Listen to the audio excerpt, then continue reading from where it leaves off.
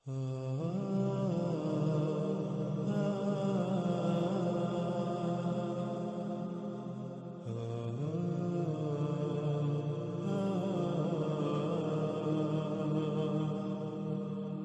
گزشتہ ایک ساتھ میں قرب قیامت ساتھ نکلنے والی آگ جو کہ الساعۃ کی آخری بڑی علامات و اشراط میں سے ایک تھی، اس پر کھول کھول کر بات ہو چکی۔ اسی آگ کو جہاں نہ صرف محمد رسول اللہ علیہ السلام نے آج سے 14 صدیہ قبل کھول کھول کر واضح کر دیا تھا، اس کے بارے میں رہنمائی میں کوئی کسر نہیں چھوڑی تھی، تو وہیں اس آگ کو ایک اور مختلف پہلو سے بھی واضح کر دیا تھا۔ اس آگ کو محمد رسول اللہ علیہ السلام نے فرات سے ظاہر ہونے والا غیر معمولی مقدار میں ظہور کے وقت ایسا قیمتی ترین خزانہ قرار دیا کہ جس کے سامنے اس وقت کی باقی تمام کی تمام قیمتی سے قیمتی اشیاء کی چمک دمک قدر و قیمت ماند پڑ جائے گی۔ اور مزید اس بارے میں کیا کہا، روایات کو سامنے رکھتے ہوئے آپ بات کرتے ہیں اس موضوع پر۔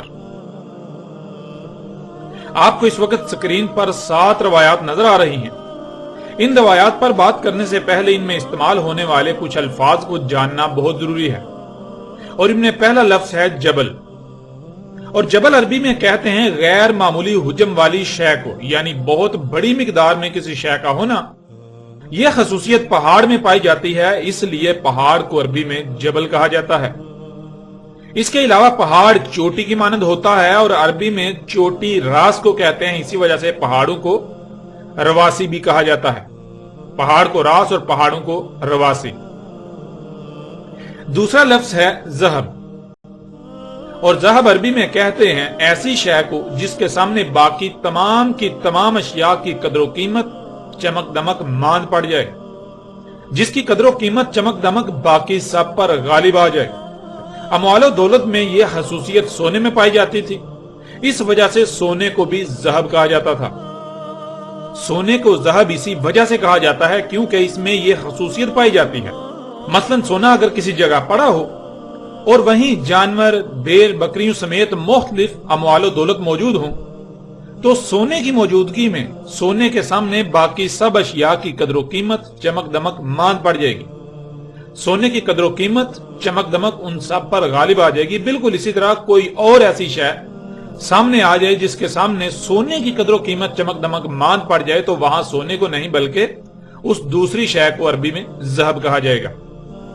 پھر ناظرین آگے آتا ہے تیسرا لفظ کنز، جس کے معنی ہے قیمتی ترین شے۔ اب آتے ہیں روایات کی طرف، اور سب سے پہلی روایت آپ کو سکرین پر نظر آ رہی ہے۔ رسول اللہ صلی اللہ علیہ وآلہ وسلم نے کہا، ان قریب فرات کے پردہ ہٹائے گا بہت بڑی غیر معمولی مقدار میں خزانے سے، یعنی ایسی قیمتی ترین شے کی بہت بڑی غیر معمولی مقدار سے جس کے سامنے اس وقت کی تمام قیمتی سے قیمتی اشیاء کی چمک دمک قدر و قیمت ماند پڑ جائے گی۔ پھر اس طرح اگلی روایت، رسول اللہ صلی اللہ علیہ وآلہ وسلم نے کہا، نہیں قائم ہوگی الساعت، یعنی انسانوں کے اپنے ہی ہاتھوں سے کیے ہوئے مفسد اعمال کے رد عمل میں آنے والی انسانوں پر آخری بڑی تباہی، جو کہ عظیم زلزلہ ہوگا، یہاں تک کہ فرات پردہ ہٹا دے گا ایک بہت بڑی غیر معمولی مقدار میں ایسی قیمتی ترین شے سے جس کی موجودگی میں اس کے سامنے باقی تمام کی تمام قیمتی سے قیمتی اشیاء کی قدر و قیمت چمک دمک ماند پڑ جائے گی۔ تو ناظرین غور کریں، کیا آج ایسی شے موجود ہے جو فرات کی سرزمین سے ظہور پذیر ہوئی، جس کے سامنے سونے کی بھی قدر و قیمت چمک دمک ماند پڑ گئی؟ جب غور کریں تو حقیقت آپ کے سامنے ہے، اور آج نہیں بلکہ کب کا اس شے کا ظہور ہو چکا، اور آج اسے خام تیل سیال سونا یعنی مایا حالت میں سونا یا بلیک گولڈ یعنی کالا سونا کا نام دیا جاتا ہے۔ ناظرین خام تیل کے ظہور سے پہلے سونے کو ذہب کہا جاتا تھا، کیونکہ سونا ذہب تھا، یعنی سونے میں یہ خصوصیت پائی جاتی تھی کہ سونے کے سامنے باقی تمام کی تمام قیمتی سے قیمتی اشیاء کی قدر و قیمت چمک دمک ماند پڑ جاتی تھی۔ لیکن آج وہ مقام سونے کو نہیں بلکہ خام تیل کو حاصل ہو چکا ہے، اور خام تیل کو کیوں یہ مقام حاصل ہوا؟ اس کی وجہ یہ ہے کہ سونے سے آپ کچھ بھی خرید تو سکتے ہیں، لیکن سونے سے کچھ بھی بنا نہیں سکتے۔ اس کے برعکس آج جنہیں آپ سہولتوں، آسائشوں اور آسانیوں کا نام دیتے ہیں، ایجادات کا نام دیتے ہیں، جنہیں آپ اپنے لیے مسیحا سمجھتے ہیں، ان سب کی تخلیق صرف اور صرف خام تیل سے ہی ممکن ہو سکی۔ اس وقت اسی خام تیل سے دنیا جنت کا منظر پیش کر رہی ہے۔ جسے آپ صنعت انقلاب کا نام دیتے ہیں، وہ اسی خام تیل کی دریافت سے ہی ممکن ہوا۔ آج کون سی شے ایسی ہے جو خام تیل سے نہ بنائی جا رہی ہو، یا پھر اس میں خام تیل کا بنیادی کردار نہ ہو؟ ناظرین، یہ وہ وجہ ہے کہ آج آپ چاہ کر بھی سونے کو ذہب نہیں کہہ سکتے، بلکہ آج ذہب خام تیل ہے۔ بالکل ایسے ہی جیسے صدارت، وزارت عظمیٰ سمیت کوئی بھی عہدہ یا مقام ہوتا ہے، آج کسی کے پاس تو کل کو کوئی دوسرا وہ مقام پا سکتا ہے۔ کوئی تب تک صدر کہلائے گا جب تک کہ کسی دوسرے کو وہ مقام حاصل نہیں ہو جاتا۔ بالکل ایسے ہی آج سونا ذہب نہیں ہے، بلکہ آج وہ مقام خام تیل کو حاصل ہو چکا۔ یوں آج اب جب غور کریں تو آپ کو بالکل واضح ہو جاتا ہے کہ آج خام تیل وہ شے ہے جس کے سامنے تمام کی تمام قیمتی سے قیمتی اشیاء، ان میں سونا بھی آ جاتا ہے، سونے کی بھی قدر و قیمت چمک دمک ماند پڑ جاتی ہے۔ خام تیل کی قدر و قیمت، مانگ، چمک دمک باقی سب پر غالب ہے۔ یوں آج ذہب سونا نہیں بلکہ خام تیل کہلائے گا۔ آج ذہب سونا نہیں بلکہ خام تیل ہے۔ رسول اللہ علیہ السلام نے یہ نہیں کہا تھا کہ فرات سے سونے کا پہاڑ نکلے گا۔ رسول اللہ علیہ السلام نے کہا تھا کہ ذہب کا جبل نکلے گا۔ ذہب یعنی ایسی قیمتی ترین شے جس کے سامنے باقی تمام کی تمام قیمتی سے قیمتی اشیاء کی چمک دمک قدر و قیمت ماند پڑ جائے، جس کی چمک دمک قدر و قیمت باقی سب پر غالب آ جائے، اس شے کا بہت ہی بڑی تعداد میں، بڑی مقدار میں، غیر معمولی مقدار میں ظہور ہونا تھا۔ مزید محمد رسول اللہ علیہ السلام نے اس کی پہچان اور اس کے بارے میں کیا بیان کیا، یہ واضح کرنے کے لیے بڑھتے ہیں اگلی روایات کی طرف۔ رسول اللہ صلی اللہ علیہ وآلہ وسلم نے کہا، نہیں قائم ہوگی الساعۃ، انسانوں کے اپنے ہی ہاتھوں سے کیے ہوئے مفسد اعمال کے رد عمل میں آنے والی انسانوں پر آخری بڑی عظیم تباہی، عظیم زلزلہ، یہاں تک کہ فرات پردہ ہٹائے گا ایک بہت بڑی غیر معمولی مقدار میں ایسی قیمتی ترین شے سے جس کی موجودگی میں اس کے سامنے باقی تمام کی تمام قیمتی سے قیمتی اشیاء کی قدر و قیمت چمک دمک ماند پڑ جائے گی۔ لوگ لڑیں گے اس پر، پس ان کے 10 سے 9 قتل ہوں گے۔ رسول اللہ صلی اللہ علیہ وآلہ وسلم نے کہا، نہیں قائم ہوگی الساعۃ، یعنی انسانوں کے اپنے ہی ہاتھوں سے کیے ہوئے مفسد اعمال کے رد عمل میں آنے والی انسانوں پر آخری بڑی تباہی، عظیم زلزلہ، یہاں تک کہ فرات پردہ ہٹائے گا ایک بہت بڑی غیر معمولی مقدار میں ایسی قیمتی ترین شے سے جس کی موجودگی میں اس کے سامنے باقی تمام کی تمام قیمتی سے قیمتی اشیاء کی قدر و قیمت چمک دمک ماند پڑ جائے گی۔ لوگ لڑیں گے اس پر، پس ان کے ہر 100 میں سے 99 قتل ہوں گے۔ پس ان میں سے ہر شخص یہی کہے گا کہ ہو سکتا ہے میں ہی وہ ہوں جو بچ جاؤں۔ رسول اللہ صلی اللہ علیہ وآلہ وسلم نے کہا، نہیں قائم ہوگی الساعۃ، یعنی انسانوں کے اپنے ہی ہاتھوں سے کیے ہوئے مفسد اعمال کے رد عمل میں آنے والی انسانوں پر آخری بڑی تباہی، عظیم زلزلہ، یہاں تک کہ فرات پردہ ہٹا دے گا ایک بہت بڑی غیر معمولی مقدار میں ایسی قیمتی ترین شے سے جس کی موجودگی میں اس کے سامنے باقی تمام کی تمام قیمتی سے قیمتی اشیاء کی قدر و قیمت چمک دمک ماند پڑ جائے گی۔ پس جب لوگ اس کے بارے میں سنیں گے تو لوگ اس کی طرف چل پڑیں گے، یعنی اس کو حاصل کرنے کے لیے اس کی طرف اپنا رخ کر لیں گے۔ پس کہیں گے جو اس کے پاس ہوں گے، اللہ کی قسم اگر ہم نے چھوڑ دیا تو اس سے سارے کا سارا لے جائیں گے۔ پس لوگ اس پر لڑیں گے حتیٰ کہ تمام کے تمام سے 99% قتل ہوں گے۔ ناظرین، آپ نے روایات کو دیکھا، ان میں رسول اللہ علیہ السلام نے کیا کہا۔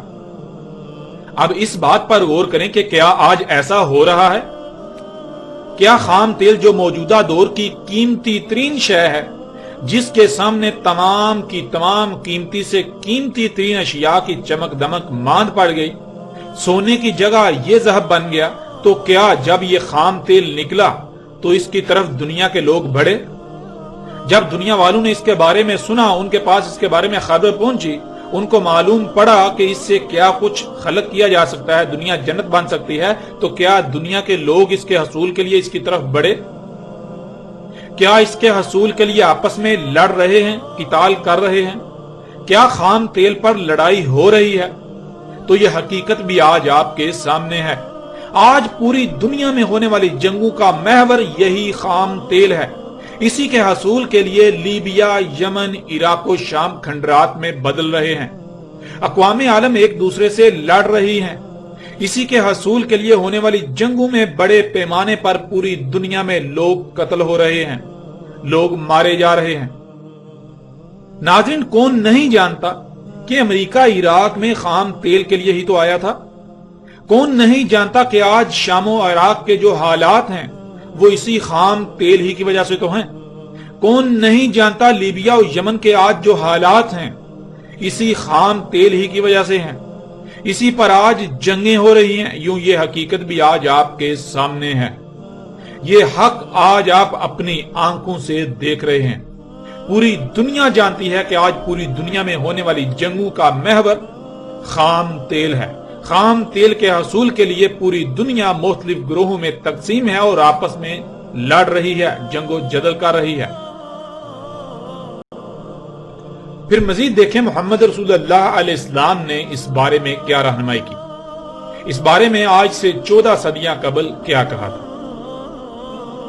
رسول اللہ صلی اللہ علیہ وآلہ وسلم نے کہا، ان قریب فرات کے پردہ ہٹائے گا ایسی قیمتی ترین شے کے خزانے سے کہ جس کے سامنے اس وقت کی تمام قیمتی سے قیمتی ترین اشیاء کی چمک دمک قدر و قیمت ماند پڑ جائے گی، اس کی چمک سب پر غالب آ جائے گی۔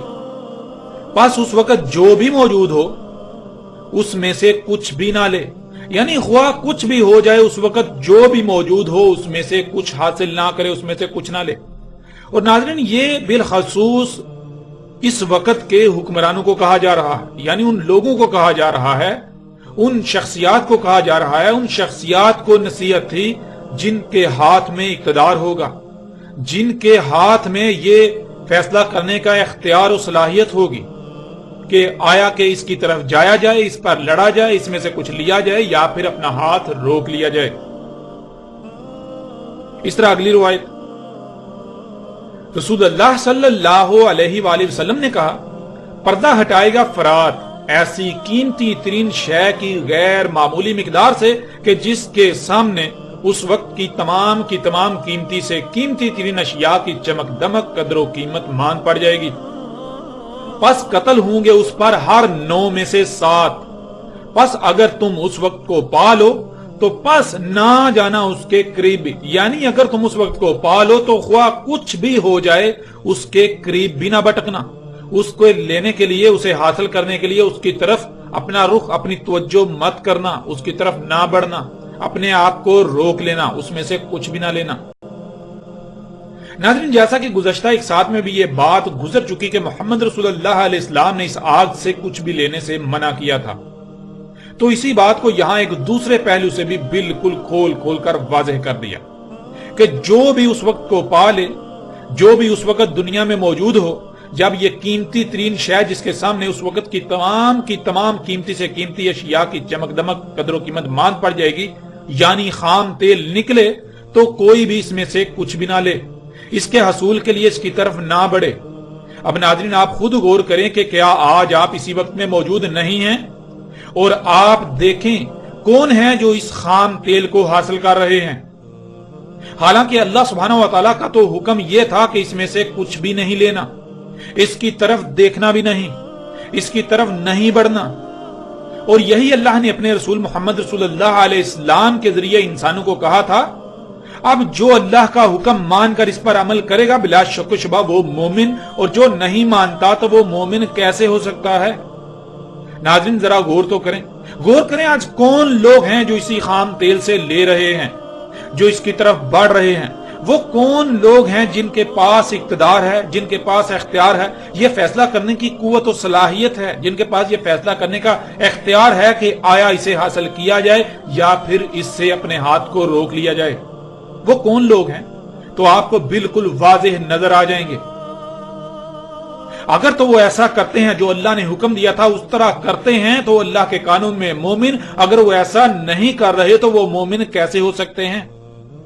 مومن تو کہتے ہیں جو حکم دیا جا رہا ہے اس کو نہ صرف دل سے رضامندی کے ساتھ تسلیم کرنا بلکہ اس پر عین اسی طرح عمل کرنا جس طرح حکم دیا جا رہا ہے، جس طرح کرنے کا کہا جا رہا ہے۔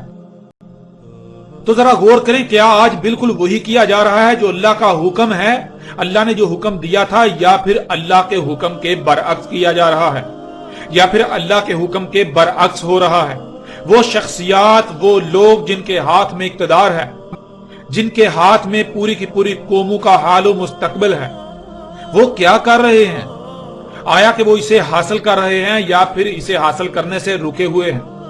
وہ اس کی طرف بڑھ رہے ہیں یا پھر بڑھنے سے رکے ہوئے ہیں؟ اور اللہ نے کیا حکم دیا وہ کیا کر رہے ہیں؟ یہ تمام کے تمام حقائق آج آپ اپنی آنکھوں سے دیکھ رہے ہیں، یہ حق آج آپ اپنی آنکھوں سے دیکھ رہے ہیں، حقیقت آج آپ کے سامنے ہے۔ یہ عرب جو آج اسی خام تیل کی وجہ سے دنیا میں جنت کے مزے لوٹ رہے ہیں، ان کو کس نے یہ اختیار دیا کہ اللہ کے غیب کا کفر کریں، یہ اللہ کی آیات کی تکذیب کریں کہ اللہ نے اس خام تیل کو کسی نہ کسی مقصد کے لیے خلق کیا تھا اور یہ اسے وہاں سے نکال کر اپنے مقاصد کے لیے استعمال کریں؟ یہ اس بات کا اعلانیہ کفر کریں کہ نہیں، اللہ نے اسے کسی مقصد کے لیے خلق نہیں کیا تھا، اللہ نے تو اسے اس لیے خلق کیا تھا تاکہ ہم نکالیں اور جو جی چاہے کریں۔ یہ خام تیل نکالیں، انہیں یہ کس نے اختیار دیا؟ ان کو یہ کس نے حکم دیا؟ کس نے اجازت دی؟ ان کو کس نے یہ اختیار دیا، اجازت دی کہ اسے حاصل کریں؟ اللہ کا حکم تو اس کے برعکس تھا، تو ایسے لوگ مومن کیسے ہو سکتے ہیں؟ اے آل سعود، اے عرب حکمرانوں اور اے آل سعود اور عرب امراء کے ٹکڑوں پر پلنے والو، یہ جان لو تم بدترین مشرک ہو۔ ہاں تم مشرک ہو، بدترین مشرک۔ آنکھیں کھول کر دیکھ لو اور کان کھول کر سن لو، تم دنیا کے بدترین مشرک ہو۔ باقی اقوام عالم تو تھی ہی مشرک، لیکن تم تو مومن ہونے کے دعوے دار ہو، اس لیے تم منافقین کا کفر واضح کرنا بہت ضروری ہے۔ جو ہیں ہی کافر ان کو تو سب جانتے ہیں، لیکن تم تو منافقین ہو، تم منافقین ایمان و اسلام کے لبادے اڑے ہوئے ہو۔ تمہیں تکلیف تو بہت ہوگی، لیکن جان لو اس ذات کی قسم جو احد ہے، جو رب العالمین ہے، تم لوگ بدترین مشرک ہو۔ خواہ تمہیں یہ حق کتنا ہی ناگوار کیوں نہ گزرے، لیکن جان لو یہ حق ہے، یہ حق ہے کہ تم بدترین منافق ہو، تم اللہ کے سب سے بڑے مجرم ہو۔ اپنی آنکھیں کھول لو اس سے پہلے کہ دیر ہو جائے۔ جان لو یہ آخری بار متنبہ کیا جا رہا ہے، وقت بالکل ختم ہو چکا، اس کے بعد تمہارے پاس کوئی بہانہ نہیں رہے گا۔ آج تم نہیں مانتے تو جان لو وہ رب جو تم پر یہ حق آج واضح کر رہا ہے وہ منوانے پر بھی قادر ہے، اس نے تم سے منوانا بھی قدر میں کر دیا۔ آج اگر مانتے ہو تو دنیا و آخرت میں فائدے میں رہو گے، اور اگر آج تکبر کرتے ہو اور نہیں مانتے تو جان لو تمہیں ماننا ہوگا۔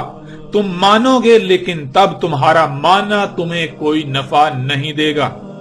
جان لو عذاب عظیم تمہارے سر پر آ چکا۔ اپنی آنکھیں کھول لو، بعد میں سوائے پچھتاوے کہ تمہارے پاس کچھ نہیں رہے گا۔